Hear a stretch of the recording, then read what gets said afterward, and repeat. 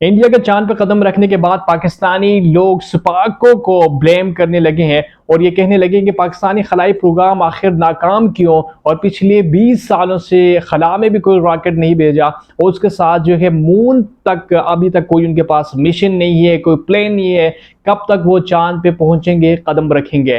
वो सारे लोग वो सुपार्को को ब्लेम कर रहे हैं, लेकिन आज के इस वीडियो में मैं आपको वो रियलिटी बताऊंगा कि ये आखिर वजह क्या है। और बहुत से लोग तो ये कहते हैं कि इसको हेड करने वाले जो लोग हैं, सुपार्को को चलाने वाले लोग हैं, चेयरमैन है, ये उनकी सबसे बड़ी मिस्टेक थी कि इस इदारे को उनकी वजह से नाकामी का सामना करना पड़ा। लेकिन आज के इस वीडियो में मैं आपके सामने ये रखूंगा कि वो रियलिटी क्या है, हकीकत क्या है, उसकी वजह से ये नाकाम हुआ। क्योंकि बहुत सारे लोग रियलिटी को नहीं देखते, हकीकत को नहीं देखते और वैसे सुपार्को को ब्लेम करने लगते हैं। आज की इस वीडियो में हम आपको बताएंगे कि वो सबसे बड़ी गलती क्या थी और किसने की, जिसकी वजह से सुपार्को नाकाम हुआ। अब्दुल सलाम की कोशिशों की वजह से 1961 में सुपार्को जो है इसकी बुनियाद रखी गई और उसके बाद जो है यूएस की मदद से, क्योंकि शुरू में पाकिस्तान के पास इतनी टेक्नोलॉजी नहीं थी और पाकिस्तान जो है इनिशियली 1960 में बहुत तेज़ी से भी तरक्की कर रहा था। उसके साथ जो है अब्दुल सलाम की कोशिशों से यूएस के साथ मिलकर 1962 में बलूचिस्तान से एक रॉकेट रहबर 1 वो खला में भेजा।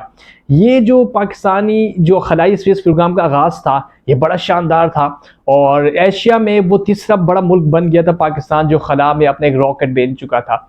ये सबसे बड़ी जो है वजूहात जो है उस वक्त की कोशिश ये थी। उसके बाद ये हुआ कि एशिया में बल्कि दुनिया में एक पॉजिटिव मैसेज चला गया कि पाकिस्तान ने अपना रॉकेट जो है स्पेस में भेज दिया और ये मैसेज गया तो दुनिया ये सोच रही थी। उस वक्त के बहुत सारे साइंटिस्ट और लोग जो खलाई प्रोग्राम को समझते थे, जानते थे, वो ये प्रेडिक्ट कर रहे थे कि आने वाले वक्त में जो खलाई प्रोग्राम है पाकिस्तान के स्पेस सुपार्को, वो बहुत तरक्की करेगा और दुनिया जो है स्पेस में जाने के लिए और जो दुनिया के जितने ममालिक हैं वो चांद पे पहुंचने के लिए आने वाले कुछ सालों बाद जो है वो उसकी जो है सुपार्को से मदद लेनी पड़ेगी। ये वैसे प्रेडिक्ट थी और ये लोग सोच रहे थे, लेकिन उसके बाद हुआ क्या कि वो नाकामी की तरफ जाना पड़ा। उसके बाद जो है 1960, क्योंकि पाकिस्तान के हालात बहुत ख़राब थे, इकनॉमिक सिचुएशन ठीक नहीं थी, पॉलिटिकल इंस्टेबिलिटी थी, इस तरफ इंडिया के साथ एक तरफ जंग चल रही थी और 1965 की जंग और उसके बाद जो है 1971 में जब बांग्लादेश जो है हमसे अलग हुआ, तो ये दो जंग के दौरान पाकिस्तान को बहुत सारे जो मुश्किलात का सामना करना पड़ा। और उस वक्त 1960 से लेकर 70 तक इस डिकेड्स में पाकिस्तानी स्पेस जो प्रोग्राम है बहुत तेज़ी से तरक्की कर रहा था। उसके बाद जो है 1971 में बांग्लादेश हमसे आज़ाद हुआ। उसके बाद पाकिस्तान की economic situation, political stability, poverty, inflation, एक साइड पे जंग और पाकिस्तान को अंदरूनी खदशात, अंदरूनी मामलात और अंदरूनी जो है दहशतगर्दी का सामना था। उसके बाद पाकिस्तान ने अपना जो है रुख तब्दील कर लिया। यहाँ से जो है सुपार्को की जो नाकामी है यहाँ से स्टार्ट होती है।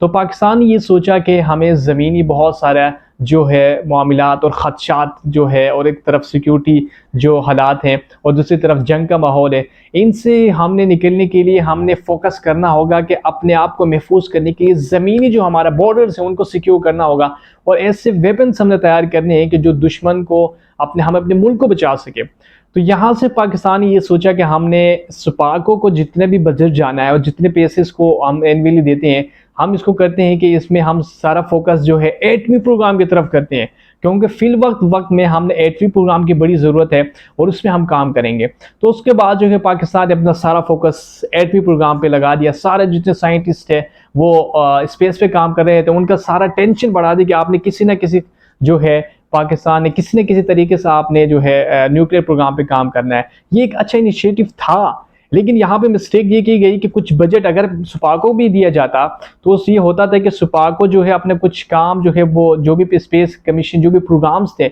और जो भी सैटेलाइट या कुछ भी उसके साथ जो न्यू इन्वेशन करनी थी वो भी साथ में करता, लेकिन उस वक्त जो है सारा फोकस जो है वो न्यूक्लियर प्रोग्राम पे कर दिया। अब उसके बाद यूँ हुआ कि अब यूएस ने ये सोचा कि पाकिस्तान का जो सारा फोकस है वो न्यूक्लियर प्रोग्राम की तरफ है, तो हम क्यों उसके साथ मिल के काम करें। तो उसने पीछे हट गया। तो यूएस की मदद से काम कर रहे थे ना, जाहिर बात है, तो यूएस पीछे हट गया। तो यहाँ से एक और धचका लगा। उसके बाद जो है ज़िया उल हक ने ये किया कि इसका जो थोड़ा कुछ बजट था उसको भी हाफ कर दिया। तो ये तीसरा बड़ा झटका यहाँ से लगा। तो उसके बाद स्पार्को की नाकामी शुरू हो गई, क्योंकि भाई ज़ाहिर बात है उसको फंड नहीं मिलने, साइंटिस्ट जो है वो सारे न्यूक्लियर प्रोग्राम पे चले गए और सारे वहाँ पे फोकस करने लगे और यहाँ पे कुछ नहीं है। तो उसके बाद स्पार्को ने ये सोचा कि हमने ये करना है कि हम चाइना के पास जाएंगे और चाइना से जो है कुछ एग्रीमेंट करेंगे कि चाइना हमारी मदद करेगा। उसके बाद 1990 में चाइना से मिल के ताउन से जो एक रॉकेट लॉन्च किया और उसके 11 साल बाद जो है 2001 में एक और रॉकेट लॉन्च किया, वो भी चाइना की मदद से। तो उसके बाद जो है कि पाकिस्तान ने सक्सेसफुली न्यूक्लियर प्रोग्राम तो अचीव कर लिया, न्यूक्लियर कंट्री तो बन गया, लेकिन बजाय इस पे भी फोकस करने के, सारा फोकस उस करने के बाद ये इट्स अ बिग रीज़न, ये दो वजह मैंने आपको बताई जिसकी वजह से स्पार्को नाकाम होता चला गया। अब जो है उसके बाद जो है 2000 के बाद कोई नई इनोवेशन नहीं है, क्योंकि यहाँ पे सबसे बड़ी बात जो है पॉलिटिकल इंस्टेबिलिटी एक चीज़ है। और जो पॉलिटिकल लीडर्स होती है, जो भी गवर्नमेंट होती है, हुकूमत में आती है, इक़्तिदार में आती है, उसका काम जो है उस पर इसका इंटरेस्ट न लेना, पहली वजह। दूसरी वजह है कि लेक ऑफ मनी, उनको फंड नहीं मिलते, पैसे नहीं मिलते, दूसरी बड़ी वजह।